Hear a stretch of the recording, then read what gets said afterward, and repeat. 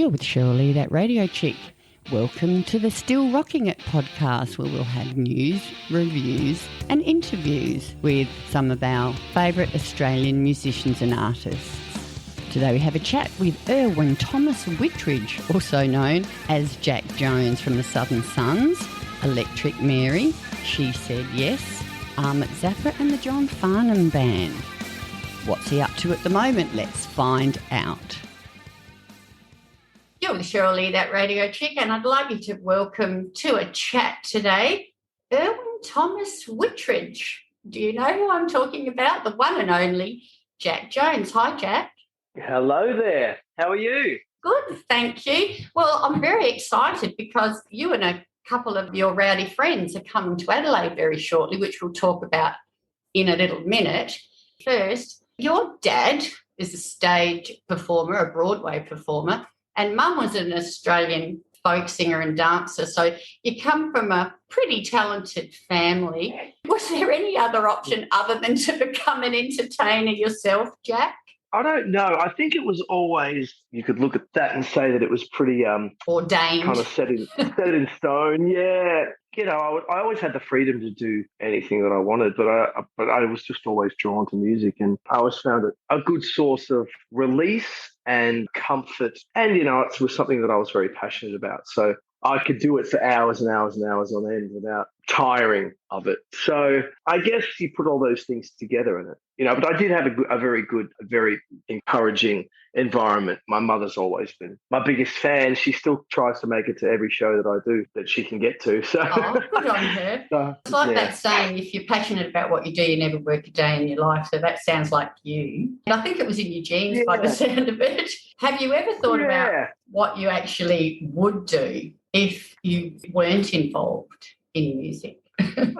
Not really. I mean, I guess I've never really had to, I suppose. Yeah. But I mean, you know, I like people, so I guess I would probably do something that involved me being in communication or something like that. But I don't know. Who knows?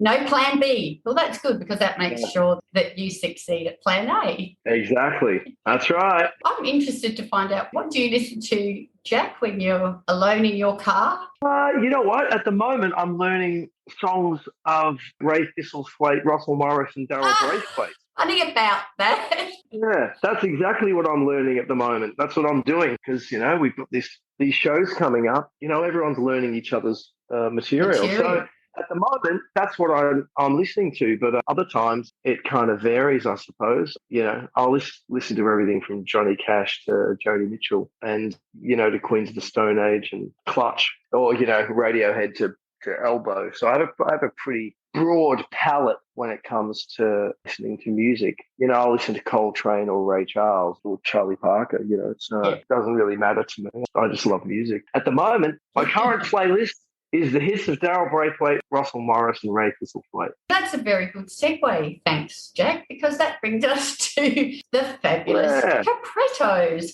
Can you tell me, where did that name come from, the fabulous Caprettos? I believe legend has it that it comes from a conversation that Russell Morris had with Billy Thorpe. Oh, really? But I don't know the details of that conversation. I believe, as legend has it, where that name came from. But the concept arose about maybe 5 years ago. Yeah. Russell and I were backstage. We occasionally do these, it's like an homage to the Beatles, I suppose. And Russ and I was chatting away, and he said that he and Robert Rigby had been talking about, you know, the idea of, I guess at the time they called it like a super group, I suppose. But, you know, putting some artists together. I mean, it's exciting for me because Russell and I obviously spoke about it a lot. I pretty much said yes straight away.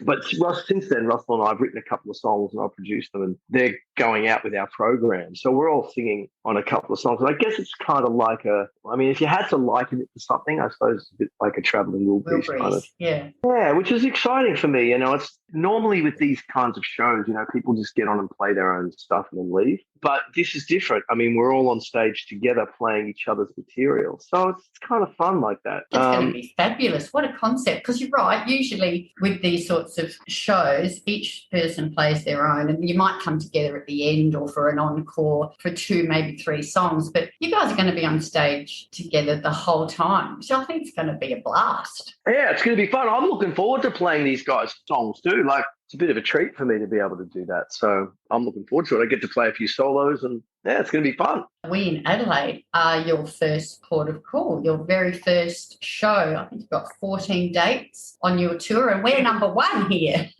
Correctamundo. Yeah, 21st of May. We'll see you down the front because I'll be there. I'm reviewing the show, actually, for the tour at times. So I'll give you a wave. Lovely. Excellent. I look forward to it. Russell and I wrote a couple of songs together and they will be included with the program. For people that buy the program, you'll get this thing called a CD. A what? Yeah, and there's this thing called a CD player that you stick it in and you listen to music. And, there's probably a pretty good chance it will play those songs too, I'd say. Excellent. It's going to be fun. Let's have a quick song, shall we? How about Heart in Danger from the Southern Sons? The guys might play this one for you. You're with Cheryl Lee, that radio chick. Back to chat more with Jack Jones right after this. Making me change direction, taking my life every day. I feel my heart in danger and I need to hide away. When I was having a little look, doing my research, I didn't know this, and I don't know how I didn't know this. Were you a member of one of my favourites, Electric Mary? I was a founding member. As a matter of fact, if it wasn't for me, that band wouldn't even have its name. But yeah, that's right. Yeah. I love Electric Mary, and I must have come into the picture a little bit later, perhaps. No, I think it's not something that's widely spoken about, I guess. But yeah, Rusty and I were in America. I was doing shows there and Rusty was playing in my band at the time. And we'd written a bunch of songs together for an album that I made called The Evolution of Merwin Thomas. And we were playing some showcase gigs in New York. And through a girl by the name of Michelle Caputo, who worked at our record company at the time, we were invited to go for a tour at Electric Lady Studios. And of course, I was like, yes, I'd love to go. And of course, Rusty felt the same way. We went down there and Mary Campbell, the person that was running that studio at the time, asked us to sign the wall, which of course we did. She then proceeded to give us her card. Her email address was Electric Mary. Electric Mary at Electric Lady Studios or whatever. So that's where the band's name was born. And the rest is history. Yes. Yeah. Do you catch up with the guys? I still speak with Rusty and I still speak with Woody and I see Pete from time to time. Pete works with Russell. Yes, he does. And I haven't seen Alex for a while. I think he moved interstate and stuff. But, I'm still on good terms with the guys. And you've also collaborated with another favourite who's been very lucky to play with you, John Farnham. That was a great time for me. I mean, it's hard to believe that was like 30 years ago. I know. I absolutely loved my time with John. It was a pretty high place to enter for a young lad. Yeah, but it was a dream, and it came true. And I'm always very thankful for the time that I spent with those boys in that band. It was an absolutely amazing time. It was absolutely wonderful. You would have learned a lot from such a great seasoned performer as well. Yeah, 100%.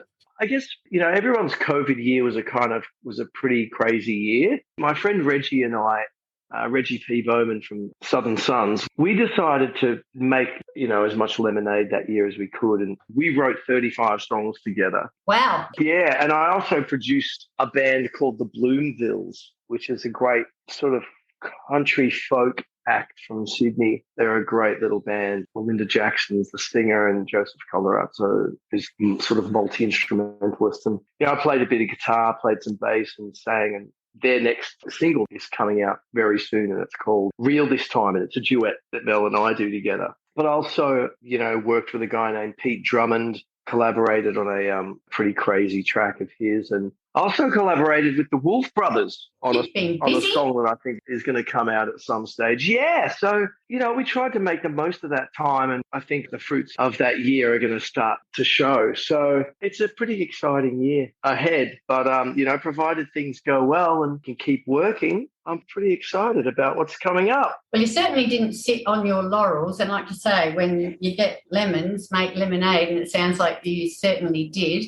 We're still navigating our way through the new COVID landscape. It's a bit tricky to make too many plans in advance, but have you got anything planned that you can share with us for after the Fabulous Cabrettos tour? I guess there's going to be some new releases from me, solo offerings. There's going to be some Jack Jones material and some Erwin Thomas material by the end of the year for sure. There's also a solo acoustic theatre tour that we're looking at the end of the year.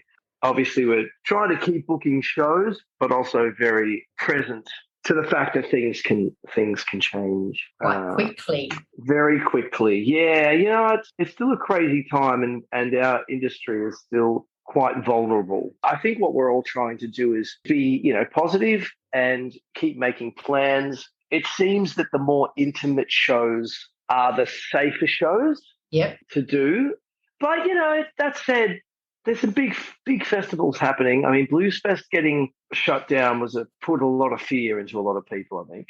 I don't think that communicated a very good message, to be honest with you. If there was a redo, I think people may have done things differently with regards to that. There are no do-overs. So, well, we're just waiting for news on a rescheduled date. I went up to cover it for the tour at Times, and my hubby just bought, the midlife crisis Harley. We rode for 4 days and were half an hour out when we got the news that it had cancelled. This kind of thing, what it does is it creates a sense of trepidation and reluctance out in the public, and people get scared to buy tickets. So I guess what I'd like to encourage people to do is still, in the face of that, still buy tickets and still commit to go and seeing shows, because now more than ever, we need to give promoters the confidence that, traditionally Australians buy tickets late.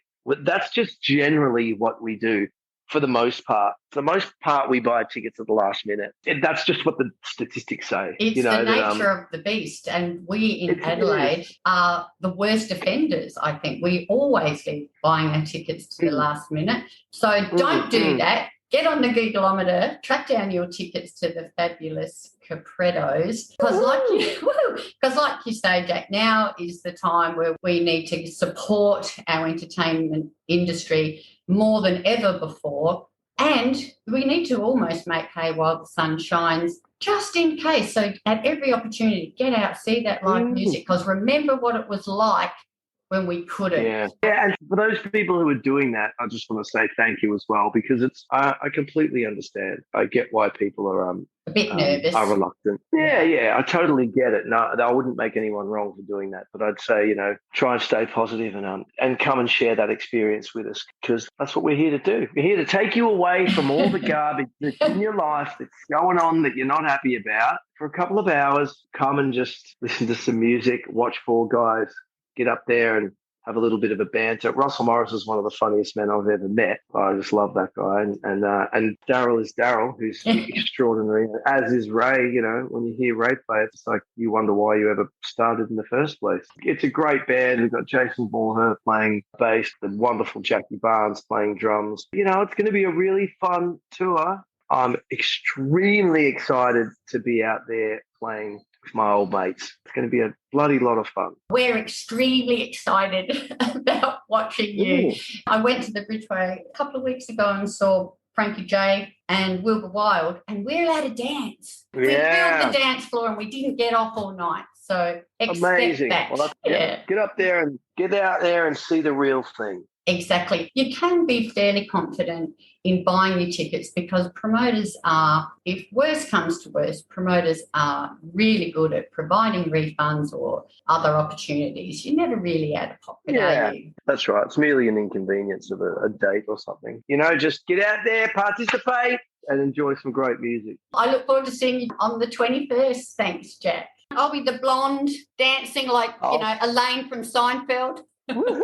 I look forward to it. It'll be great. It was an absolute pleasure. I look forward to seeing you at the show. See you, mate. Bye. You're with Cheryl Lee, that radio chick. Thank you so much for joining me on the Still Rocking It podcast. Hope to catch you again next time. Get out when you can, support Aussie music, and I'll see you down the front.